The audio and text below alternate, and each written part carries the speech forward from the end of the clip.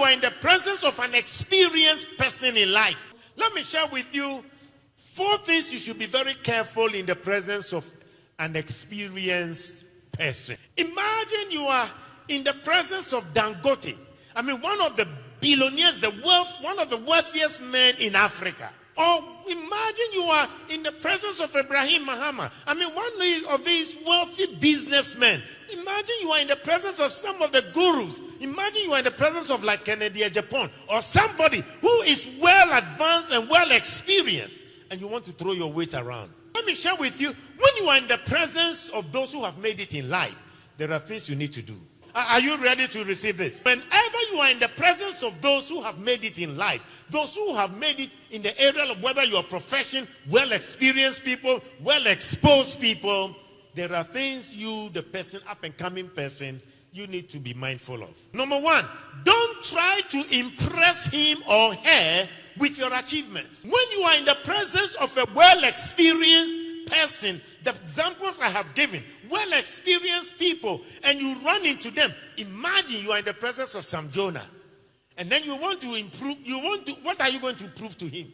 What are you going to prove to Sam Jonah? I mean, what you are going to tell him about how much you have achieved in life? He will look at you and say, that is a big fool. When you are in the presence of those well-experienced, well-exposed people, don't make the effort to impress them with what you have achieved in life. Because they are not interested in what you have achieved. If they haven't asked you a question about what you have done in life, don't go and rattle and tell them what you have done. So in the presence of an experienced people that I have mentioned, don't try to impress them. Hear me carefully. If he hasn't asked you, what do you do? What are the things you have done in life? Keep quiet. Don't tell him what you think you have achieved, because he doesn't need to hear that. So that is number 1, when you are in the presence of an experienced person. Number 2, don't interrupt him when he's talking to you. Don't interrupt him when he's talking to you. Just listen. When you are in the presence of an experienced person and he's talking, please don't interrupt him. Don't interrupt him by trying to interject what he's saying and then pick up and start lecturing him. Don't interrupt him when he's speaking to you. Just listen. Look at him. Have an eye contact with him and listen to the piece of wisdom he's downloading on you. Number 3, take notes when you are in his presence. Take notes. In this world now that we use our phones to take notes, now when he's speaking to you, just ask permission that, please, can I just use my phone to record or take notes of some of the things you are sharing with me? Now listen to me carefully. You need to ask him that, because if you don't do that, he will think that you are playing with your phone, or you are giving somebody a text message or WhatsApping, and that will make him very angry, very upset. He will stop whatever he's trying to tell you, and he will just walk out of your presence. So number 3, take note. But when you are going to use your phone to take note, the caveat is asking permission that, can I use my phone to take notes of what you are sharing with me? So number 3, take notes when he's speaking. Don't listen, because when you leave his presence, you may forget about 90% of what he has told you.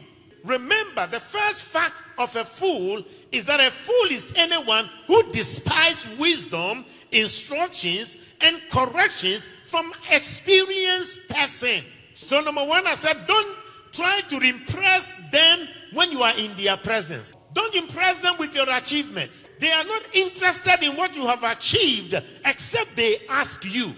Number 2, don't interrupt them when they are talking to you. Just listen. Number 3, take notes while they are communicating and sharing ideas. Number 4, ask questions that will feed your knowledge.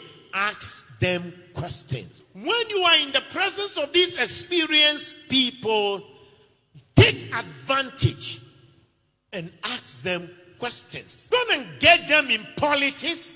I mean, you are in the presence of someone like Sam Jonah, in the presence of Dangote, in the presence of some of these great guys who have achieved so much, Ibrahim Mahama or Kennedy Japan, or some of these great guys, and then you are in their presence and you want to start a conversation of politics, you miss it. If, for example, you happen to, even in a social environment or a funeral or any social program, you happen to be there, and for some reason you are fortunate to be in a group where one of them is, and then they are talking about all kinds of different subjects.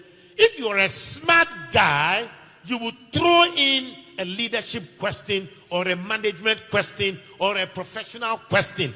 Throw that to him, and he will be more than glad to share experience of knowledge with you. Remember, in Mark chapter 11, one of the days when Jesus Christ, they were walking towards Bethany, he saw a tree, a fig tree. He was expecting to have some fruit. There was no fruit. He looked at the tree and said, nobody shall eat of the tree, of this fruit of the tree again forever. He said it, and he continued. Now, watch me carefully. The following day, when they passed by the same route, Bible said Peter observed that the fig tree has started dying. The experienced master mentor saw it and knew that the tree had started dying. He didn't call the attention of the disciples to say, hey guys, 12, come round. Have you noticed that the tree is dying? Mentors don't do that. Experienced people don't do that.